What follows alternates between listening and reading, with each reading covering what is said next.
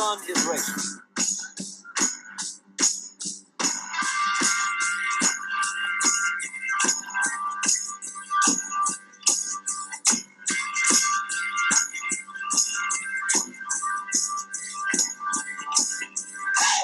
Howdy, race fans, and welcome to another Rubbin' Is Racing Daily Fantasy NASCAR show. We have all your action for the AAA Texas 500, where we'll go 334 laps around this newly designed 1.5-mile track. Stages will be at lap 85, lap 170, and then we'll race all the way to the finish at lap 334. In the last 10 races here at Texas Motor Speedway, Chevy has won 6 of those 10, with Toyota winning 3 and Ford winning 1 time. Those 6 wins were by one Chevy driver, but I think that's going to change on Sunday with a team that has a number 1 in their number. All right, kids, temps are supposed to be in the upper 80s when we go racing under the Texas sky at 3 p.m. Central Time on NBC Sports Network. And Liehr, with us going to Texas, I think it's only appropriate. Here we go, buddy. Let's say you want to go to Texas. Howdy, partners. Let's raise and rope bunkers. Well, kids, before we get into the usual style of picks, we have yet another week where 7 cars failed to make it through inspection and out for qualifying. That means we've got a lot of problems with daily fantasy plays. The 24 of Chase Elliott, the 28 of Matt Kenseth, who is in a sweet Winter Olympics ride, Logano's 22 car, Trevor Bayne's Advocare number 6, Reed Sorensen's car, and both BK Racing teams of LaJoie and Galding failed to make qualifying. Guess what, kids? You're going to have to play a chunk of these guys and or decide to fade them this week. Liehr, of this group of guys starting from the back of the pack that somehow couldn't get tech inspected properly, who do you have? Who are you going to play? Who are you going to try to fade? Dude, the biggest guy out of all of them is the guy still in the playoffs, and that would be number 24, Chase Elliott. That is a no-brainer in my book, especially after what happened last week. Yeah, I mean, you got to have exposure on all these drivers. But the problem is being able to get the other drivers you need to fit in your salary. So I think there's going to be a lot of parity this week, but this race has the opportunity to throw a curveball at us. So we'll see what happens. You're almost going to have to fade either Logano or Elliott, the way the salary works out, maybe even Kenseth. And if you want to fade Logano because he hasn't been running that well, I get it. However, when he starts from the back of the pack, this is a play that we've seen numerous times you have to have. Because even if he only makes it up to the teens, that place differential-wise is going to be there. I really like the Kenseth play because I think he'll be the under-owned of the group of 3 of them. That has me wanting to make Kenseth as one of my cornerstones of my lineups this week. And Trevor Bayne will also be one of the under-owned of this group.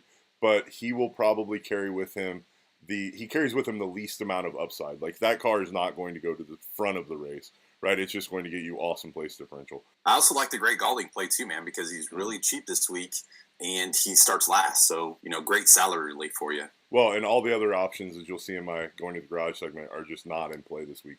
So, Liehr, we got that out of the way. Now it's time to burn some rubber Texas style. How you going to do it for us, buddy? Let's do it, brother. Burn rubber Texas two-step style, baby! With the guns up, nice. So, who are you going to pick to burn some rubber? Wow. Yeah. Dude, you got so into that burning rubber, you choked yourself up. Yeah. He's so excited about Texas, kids. He's overworking himself. Who's your pick to burn some rubber this week, buddy? If that's any indication, I hope you guys can see that there. But look, I'm sure a lot of you will call me crazy early in the year if I made this pick. We have 3 races left in the season, 2017. And this team has been getting it done in the playoffs, been surprising a lot of people. And I'm going with the 21, the Wood brothers and Ryan Blaney. Blaney has a career win, obviously, this year at Pocono under his belt. He started from the rear at Kansas and had a strong race there. But basically, he finished 8th last week over at Martinsville and could have been higher. But, he was running up front most of the day. when it comes to this team, man, these guys are quietly having a fantastic playoff run. And he was leading practice yesterday in the first practice. So he's definitely got one of the fastest cars here. And he even had one of the faster cars in the springtime race here at the O'Reilly Auto Parts 500. But he led 148 laps this spring. And after last weekend with, I'm sure, I don't know if you saw the video, but I saw it, but his quote-unquote talk with Kevin Harvick, where Kevin Harvick gave him a little to the gut, and then Blaney kind of gave him a little, jab punch to the left with the right into Harvick. This guy's got spunk, man, and I really like him. He's an awesome dude. I hope you guys follow him on Twitter. He's a great follow. Also, check out his podcast, too. But I think this driver and this team just has the grit and the guttiness to go out on Sunday and contend for the win here at Texas, while dominating portions of this race. The best part is that he doesn't have the best of stats here at Texas. He's got 5 starts with 0 top 5s and 0 top 10s. And he's got 2 consecutive finishes. His last 2 finishes here at Texas have been 12th. But his average start is 11th with an average finish of 27.6. So when you look at that from an outside perspective, and other fantasy owners will be looking at that and go, man, I don't know if I can play this guy. Especially with all the great drivers that we have starting in the top 10 this week. But they went out and qualified 8th for Sunday's race. His cost this week is about what it's been for the year at 8,500. And the winner traditionally here at Texas starts from the top 10. And Blaney is definitely one of those drivers that provides that opportunity of domination, but also place differential.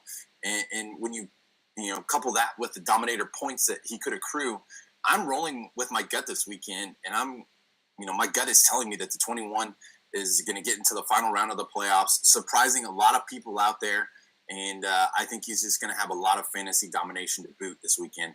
And I'm going to be all over the 21 in the Wood Brothers. And it's going to be an interesting play, and I'm going to love to see what the ownership percentage is going to be on it. I love the Blaney play. I like it for a couple of reasons. First, his car was the fastest in the practice, not just in qualifying trim, but in race trim. And the reason why I'm using that more than the qualifying order is because the track cooled off a lot when they went qualifying. And the practice that we have right now is the closest thing to what we'll have that symbolizes race time. Yeah. And that means that car is set up and ready to run at the right temperatures for this race. I like the play. I think he'll probably be under owned unless people somehow weirdly use him for their dominator, their sole dominator. I don't think that most people will feel comfortable with that, and I think that'll cause his ownership to be low. That and having to roster Kenseth, Logano, Bain, Elliott is going to drive down his ownership too, because when you start rostering those guys, you get squeezed in that 9 to 8 range, right? That's where you start losing your ability to play the drivers. So I love the Blaney play. I'm personally on it. I was on it before you told me this was your pick, and I honestly contemplated making him my burning rubber pick as fast as that car looked and as much as I like it. The thing to remember with the Wood Brothers car, guys, is there are times when that car can perform and they've got it dialed in. Texas this weekend looks like one of them, in my opinion. Another car that consistently has it dialed in at Texas is my burning rubber pick, and it should be no surprise, but I'm going with the 48 Superman. Before the repave here, Jimmy was Superman at Texas. He has won 1 of the last 3 races here, 4 of the last 6, and Liehr gave you a stat earlier telling you that 6 of the last 10 were won by Jimmy Johnson himself, including the win after the repave. Look, Truex Jr. may be the god of the 1.5 miles this year, but Jimmy still wears the crown at Texas, where he's led over 1,000 laps and has just dominated this track. What I want to look at this weekend is how people fared pre the repave and post the repave, right? Because the repave changed the dynamics of this track completely. It used to just be a track where you laid your foot down on the gas and drove around the corner. That is not the case now. In turns 1 and 2, you have to ease up. You have to find the right line. That's not what you had to do before. Jimmy Johnson's a driver that not only can do that, but has proven that he knows how to do it here at Texas. I like this play. I'm all over Jimmy this weekend as my dominator. I realize he's starting a little bit back, That gives us more place differential potential, as well as the guy that I have dominating this race. Liehr, your thoughts on Superman himself, Jimmy Johnson? Well, frankly, brother, I am disappointed that, great stats and everything that you gave there, but I am definitely disappointed in you that you said he was wearing the crown and not wearing the cowboy hat. I mean, come on, man. My bad. the crown of cowboys? Will that work? There you go. Crown of cowboys. I like it. There is no other driver that's dominated Texas like Jimmy Johnson has, and obviously that's clear cut by all the stats he has here, the amount of laps led, the amount of wins, and the recent domination within those last 10 races here is just unbelievable. It's hard for me to roster Jimmy Johnson on my teams this week, and I'll be upfront and honest with you. And the reason is because this team just has not, in 2017, especially in the second half of the year, they just have not been all on the same page. It's definitely disappointing because I think this is a must-win for Jimmy Johnson in the 48 team this weekend. This is a must-win. They've got to do it in order to get to the next round of the playoffs, and this is where the rubber meets the road right here. And he's obviously got the tools, the history, the experience as far as driving here at Texas. He's got 28 starts, which is one of the higher of the active drivers, along with obviously he's the largest race winner. But I just don't know if they have it this week, man, and this year to actually capture that 8th championship. And you've seen that kind of play out over the past handful of weeks. He got lucky at Kansas to make it into the next round. He had a lot of other things happen, which for them, luckily, they did. But, they're starting 9th on Sunday, and with his salary this week, it's going to be difficult to, like we've already talked about, move all of these drivers with those large place differential guys starting in the back to fit all these bigger names into your lineups. And Jimmy Johnson's $9,600 this week. So you're basically going to have to choose who you're going to pick when it comes to your drivers. And unfortunately, I love Jimmy Johnson, and obviously he dominates here, but I'm going with momentum, man, and I'm going with what is going on in 2017 and going on as of late within the NASCAR community. And all the indicators to me just basically point to they're just not going to be able to do it this weekend. And thus, I feel like there's other cars that are going to get up front and dominate. And will Jimmy Johnson have a top 10? I think so. But I just don't think with his salary and the amount of laps led and domination points, and for your quote unquote fantasy teams, from a fantasy perspective, this is what we have here is a fantasy show. I just don't think he does it, man. Yeah, I think you are smoking crack rock, brother. I get that you think that he's had sort of a schneid in 2017, but one of the wins he does have this year is at this track, right? He's completely dominated this track in the past. All of the Hendrick cars were running really good in practice. He qualified fairly well out of them, the only one, and the temperatures dropped significantly. The same argument I'm making for why Blaney's a good play is why Johnson is. The fact that he's slow at 9th when it was colder and that's not what the car was set up for shows me that car is actually set up to run probably in the top 5, if not top 3. I have him being a dominator, and to be honest, I think it's more absurd to try to say that Blaney from 8 is going to dominate and lead laps versus him from 9 with the track history. If you really think the Wood brothers are that far above Hendrick car-wise, fair enough. That it's making up for literally the best driver on the circuit, one spot back. Come on, man. I think your heart is in this argument, but the head is not. Well, listen to his last 4 races, okay? Right. Bank of America 500 back on October the 8th. Right. He finished 7th, started 25th. Awesome. Talladega started 8th, finished 24th. But we all know Talladega. That's a crapshoot. Right. Then you've got Kansas Speedway, the Hollywood Casino 400. Started 12th, finished 11th. And then you've got last weekend at Martinsville. He started 24th and finished 12th. He doesn't even have a top 10 since Bank of America 500. And even before then, his best finish within the last 12 races is 3rd. Okay? And you know how many laps he's led in all of those? All those 12 races, he's led 29 laps. No, 29. I mean, fair enough. If you want to fade him, do so at your peril. I'm going to be rostering Jimmy here. I get it. This is the best part about the show. I get it. We both have our own opinions, and mine is I'm fading Jimmy Johnson, and yours is Obviously not. I mean, and that's going to be the quandary this weekend. How did your fate of Kez go last week, brother? That did not work out well. Sorry, dude. I had to over. I see. You saw that I had the, my gloves up, and you wanted to take a punch to the gut. I get it. Hey, it's how we entertain our viewers. We got to throw jabs back and forth occasionally. All right, buddy. So clearly we differ on below the belt, bro. Below the belt. Oh, come on, man. It wasn't that bad. All right, clearly we disagree on the Jimmy Johnson play. What do you have value-wise that you're playing this weekend, Liehr? Who are you saving money on?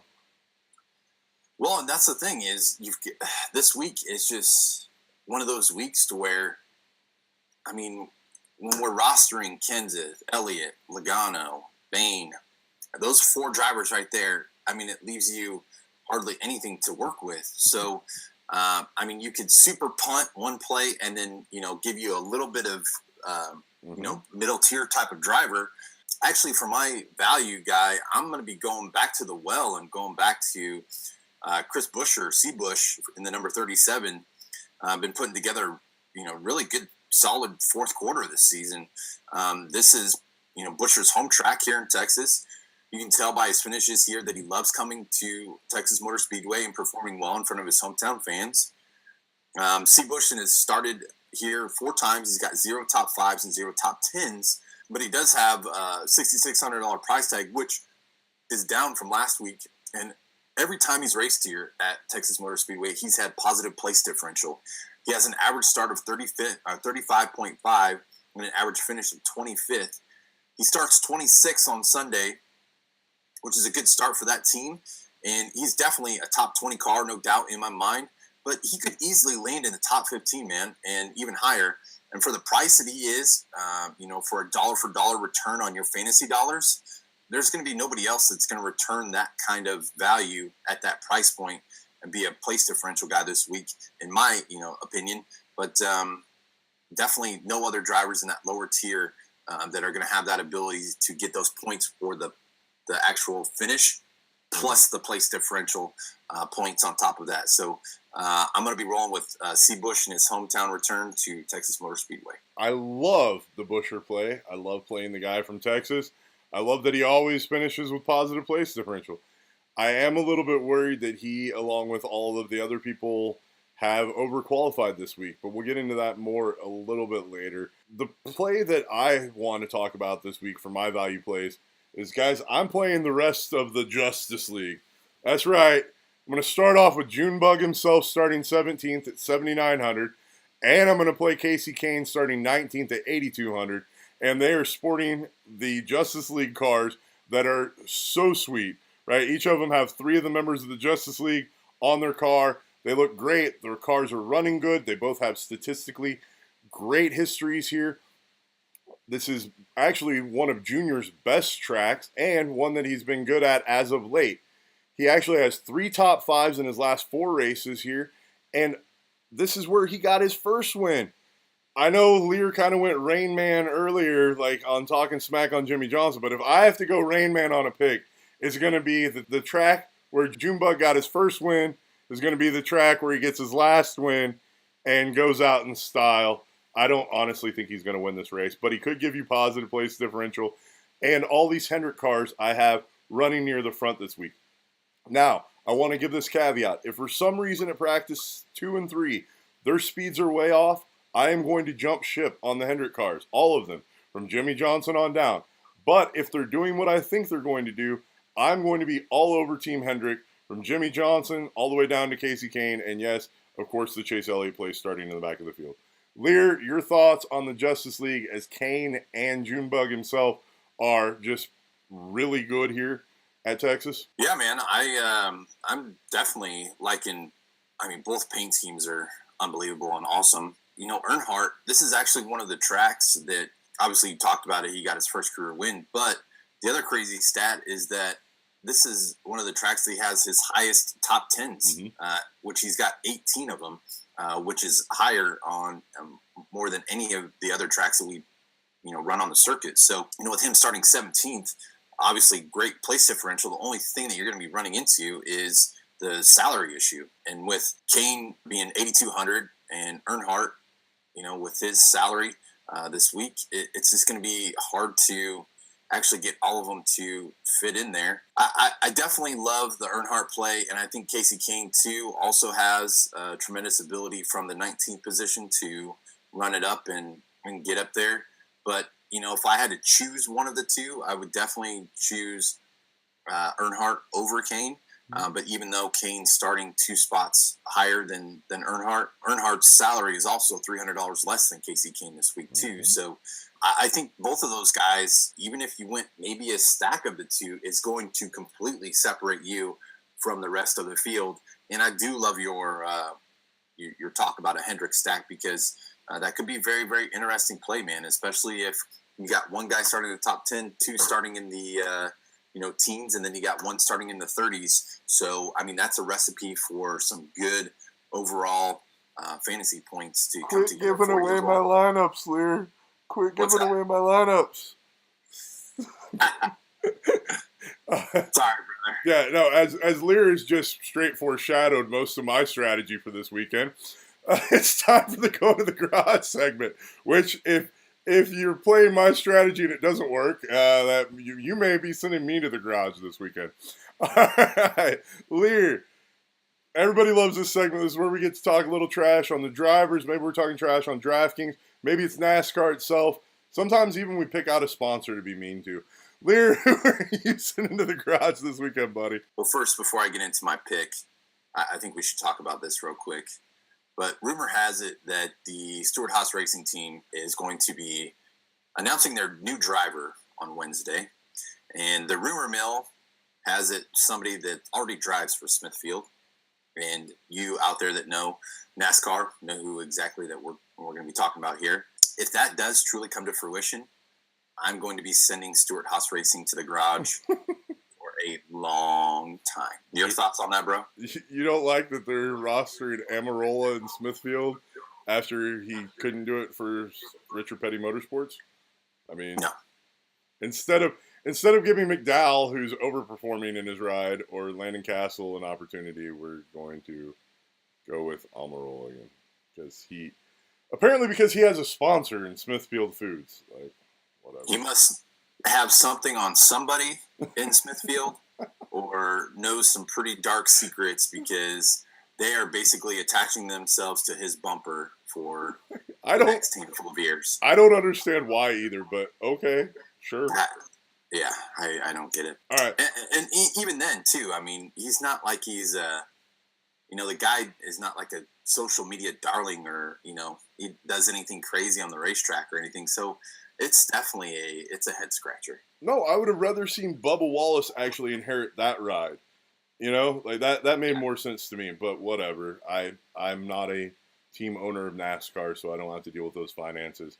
Yeah. All right, so assuming that we're gonna let you send Amarola to the garage and Stewart-Haas Racing for putting him in a ride that he shouldn't probably be in, who else are you gonna send to the garage this week? Give us some bonus garage play, Liehr.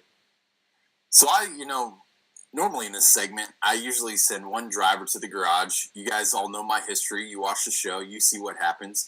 Poppa usually goes off cuff and picks, something of whether it's going on within the community or something going on within NASCAR or a sponsor or whatever.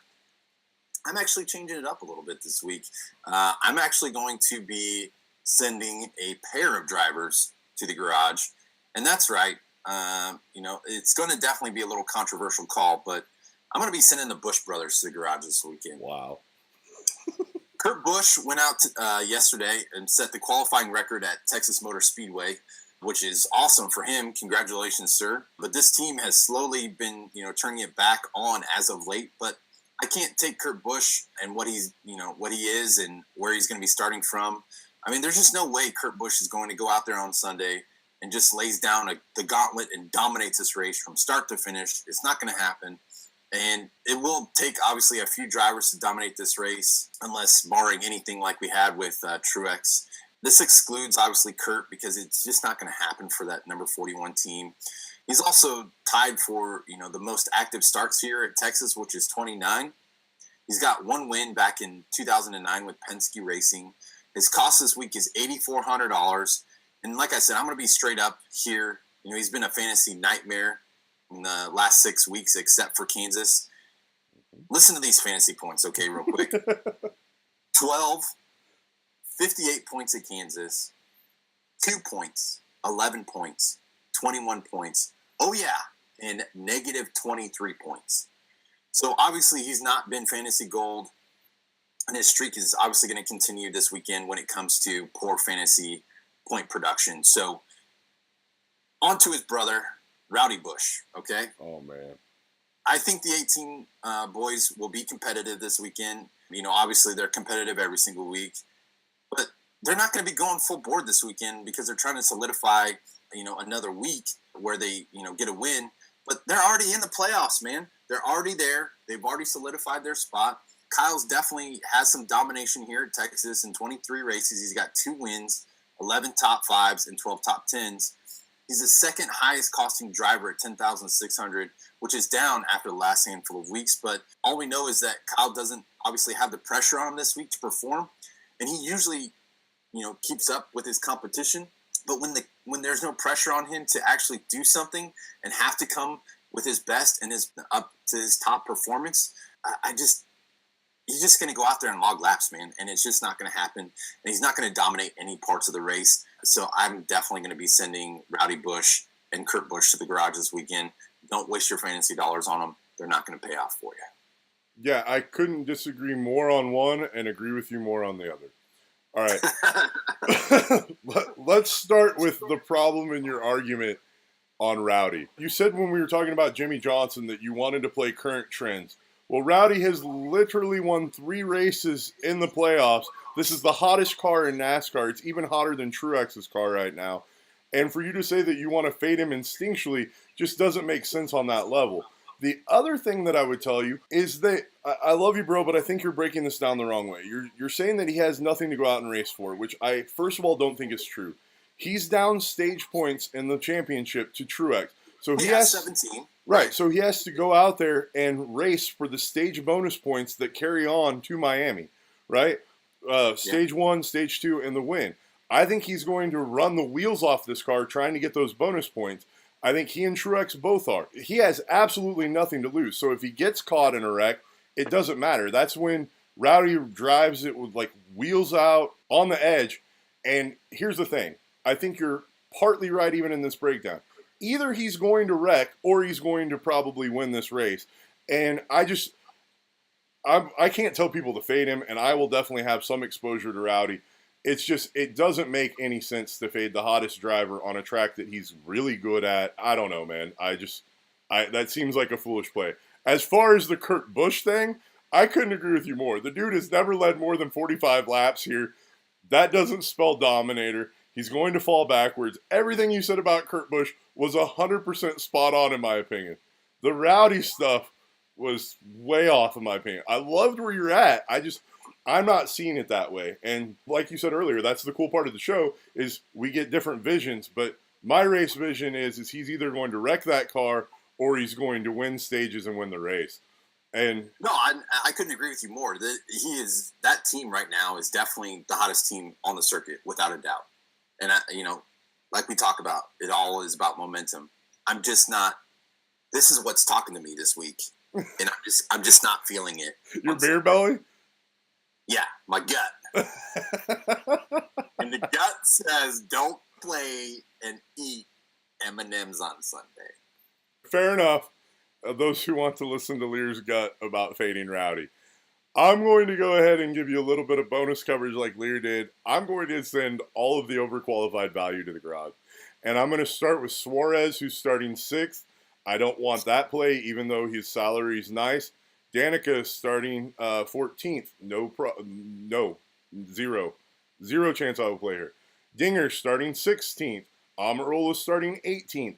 Landon Castle starting 22nd, which is better than his average finishing position. And there's about 0% chance that Jeffrey Earnhardt, Joey Gase, or Roy Black don't go negative starting 30th through 32nd. These cars struggle to gain points starting from the rear of the field, and now they give up an average of 8 possible places that they could gain from normally. Like, guys, trust me on this. For sure, fade the bottom 3.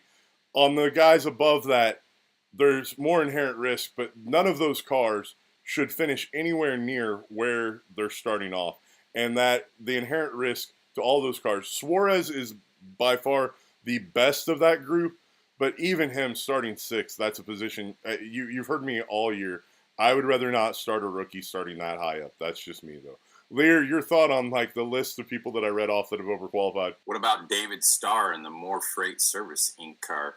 Oh, well, I would tell you not to play him, but that's the other thing I'm sending to the garage is DraftKings for not having him in the field, as well as not having Daniel Hemrick, who may be still substituting for Paul Menard, as Paul Menard's wife finally gave birth. Now, their theory is Paul Menard should be back at the track, but Hemrick ran qualifying, which means that if Menard shows back up, that car starts from the back of the field in 40th, not at 21st, where he qualified. So keep that in mind, kids. But I wouldn't want to play it if Hemrick was in the field, and I wouldn't want to play Starr if he was in the field.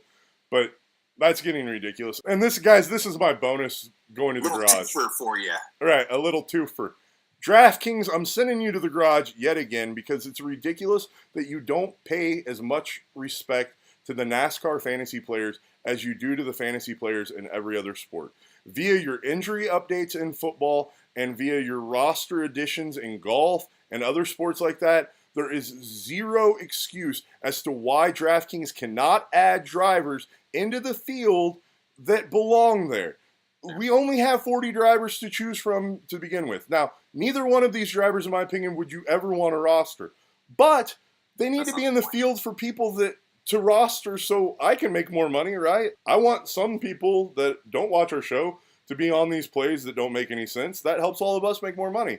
But when they're not in the field, they limit the number of possible lineup constructions. That makes more lineups duplicate, and that's the problem with NASCAR. Come on, DraftKings, this is ridiculous. I expect better from you for the NASCAR product. No, I definitely agree with you on that, man. I mean, it's pretty pathetic that we don't have those updates taking place. It's just only the right thing to do.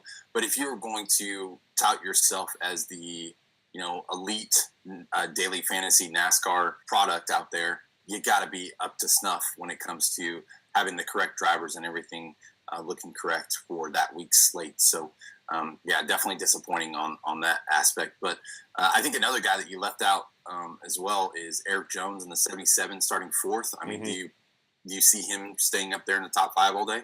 I mean, no, but he has been a car that has been able to stay in the top 10. Yeah, very and at his salary, that may warrant. Like, it depends on what your model for his points show. I'm in agreement with you with pretty much every driver that you've got on there when it comes to where they're starting at. I mean, it's hard to roster some of these drivers when they're starting so high. I know that, there are just other drivers out there that they're just in a sweet, qualifying position this week. So especially with the guys that didn't actually make a qualifying time. So it just takes all of those pump plays and those bottom feeders and moves them up like a section higher. And so it's just one of those where you just got to make the right value play. And unfortunately, like I said, I'm going to be sticking with, I think LaJoie and Greg Galding are both, when it comes to salary amount and where they're starting at, a great mixture this week for your pump plays. No, if I'm going to punt down, I'm going to punt down using BK Racing. It's the only thing that makes sense with where everybody else is starting.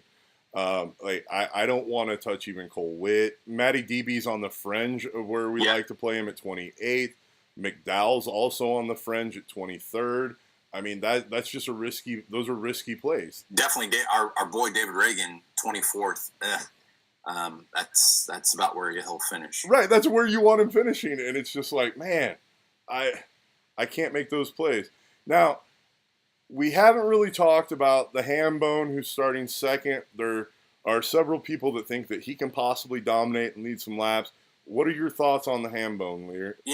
I think Denny Hamlin is obviously in the hunt for the final round of the playoffs.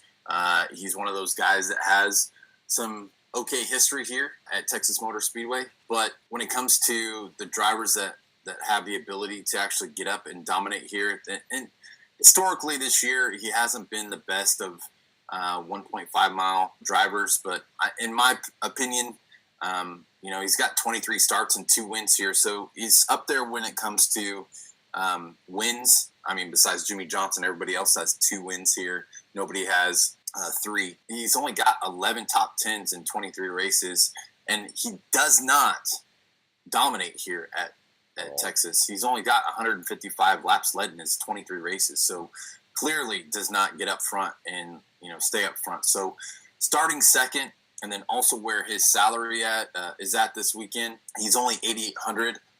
So he's obviously down from where he's normally been at, especially last week. I don't think I'll be playing him at all this weekend. But when it comes to last week at Martinsville, I definitely think that it was a dirty dump by Denny Hamlin with him saying, "Oh, I didn't do it on purpose." Yeah, come on, man. We all know that he did it on purpose, and it's definitely disappointing because I would have loved to see. Obviously, clearly, Chase Elliott had the best car there, and he was on his way to the win, and I would have loved to see that get his first career victory. But it also definitely brings some excitement to NASCAR, gets people talking about NASCAR. Also brings a lot to the playoff perspective of it. It just sucks, though, because all these guys and all these teams put all this hard work and effort into these cars, and then to have some, idiot behind you, just get into your quarter panel and bumper and push you just directly out of the way with just a handful of laps left. Hence, that is kind of Martinsville, and that's what kind of happens there. But I still think it's a jerky move by Hamlin. And I was almost thinking that they were going to come to fisticuffs last Sunday after the race. It would have been interesting to see. Bro, it's not just Martinsville, though. It's racing. And this is the problem I have. Why does everybody have a problem with Hamlin doing it when Dale Earnhardt Sr. made this sport with that exact move? And nobody ever complained or called Dale Earnhardt Sr. shady for doing it, right? But the second anybody else, especially Hamlin or Rowdy, do it, they're the worst human being on the planet. Like, come on. Chase's car was not the best car on the track. If it was, he wouldn't have had those 2 guys pushing him out of the way. And he wouldn't give him a line. And when you aren't going to give a driver a line, I'm sorry, and you're trying to block me, I'm in a faster car, I'm going to push you out of the way. That was the Dale Earnhardt Sr. rule. And why we've forgotten that in NASCAR and are going to talk smack on people when the slower car's out front blocking people, I don't understand. Like, I get that Chase has a legion of fans, and people wanted to see Chase Elliott get his first win, but he wasn't the best car on the track, and he was trying to block the best cars on the track, and they spun him out because he wouldn't get out of their way. That's racing, and Senior taught us that at the very essence. I don't know. It seems disingenuous and hypocritical for people to get mad at Hamlin doing that when literally that's what we've cheered on as the best part of this sport for years. And the only reason we're upset is because people really like Chase Elliott and want him to get his first win. Come on, guys. Get all giddy when he actually earns his first win and is in the right equipment to get it done. Whatever, you homer, you Toyota homer for your FedEx and Kyle Busch love. Your JGR love. Hey, dude, I would be making, even if that play had cost me money, I would still be saying it's great for racing, and that's the essence of NASCAR racing. Well, yeah, and essentially that's what, I mean, the fans are like, screw Denny Hamlin, where all the people that work in the media and all the people that are within NASCAR loved it because,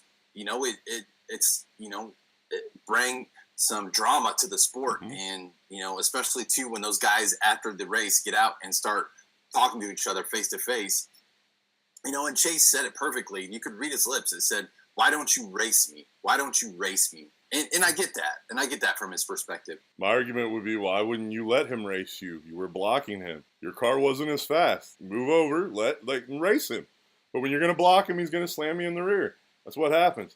But, it was just that Denny Hamlin didn't. He knew exactly what he was doing, man. Oh, for sure, dude. When you get into the corner, obviously you had to put the brake on, but Denny Hamlin didn't do that. He just kept going like he normally would. Here's the thing, man. In a sport that's based on advertising, we need a good villain. And if Denny Hamlin's going to step into the villain role... That's Rowdy Busch. Rowdy Busch. Well, partly. And if the whole JGR team's going to do it, then awesome. Let's make them the villain team. Build it up. Let's play this. But let's not call it... So who's Hendrick? Is Hendrick America's team? I don't know. I root for the villainy right now. Oh, boy, yeah. Hey, come on, man. When you were a little kid, you didn't have that moment where you actually liked Johnny from Karate Kid? I mean, not really. I mean, when you think about it, dude, Daniel is the punk, right? Johnny has been How is that? dude. Johnny had been studying karate his entire life. The man had become an expert in the training, and Daniel just moves it and runs the town. Right, has all the friends. Daniel just moves into town, picks up karate from a dude from the janitor, and expects to be like a karate king. Come on, man. The real Karate Kid was Johnny. Johnny dedicated his life to karate. Johnny was being a DIC, and I'll leave it at that. And trying to take the soccer ball away from him on the beach, and try to steal his girl. For sure, but Johnny was the Karate Kid. No. Well, he definitely, as far as experience, was definitely the Karate Kid. But you can't keep up with the teachings of one Mr. Miyagi.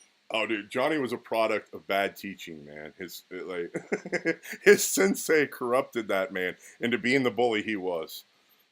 Oh yeah. And there you go, kids. You guys have a Karate Kid breakdown of heroes and villains.